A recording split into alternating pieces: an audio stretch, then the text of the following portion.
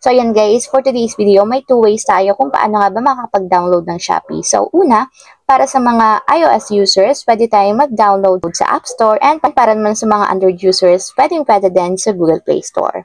So ayan guys, i-open lang natin ang ating Google Play Store.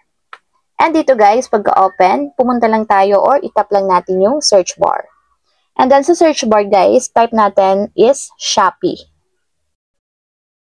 So, search nyo lang. So, ito guys yung piliin nyo. Ito na yung bagong app ni Shopee since updated na yung Shopee app na nakalagay sa Google Play Store. So, nakalagay is Shopee PH 12/12 sale. So, ito yung pinakang latest version ni Shopee. So, makikita nyo naman guys, meron siyang 4.7 rating. So, mataas na yon.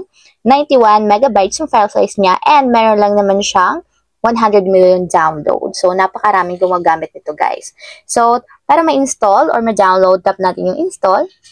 And wait natin guys hanggang sa matapos. So ayan guys, after ma-install, tap natin yung open para directly mapunta tayo sa pinakang application. And take note guys, dapat meron kayong account dito sa Shopee para makapag-check out tayo or makapag-place tayo ng order. So start lang natin. And ayan guys, kung wala pa kayong account, punta kayo dito sa Me.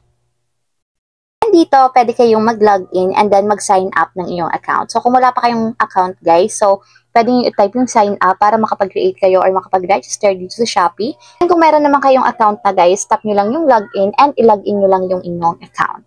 So, ayun lang guys, ganun lang kasimple kung paano nga ba mag-download ng Shopee app.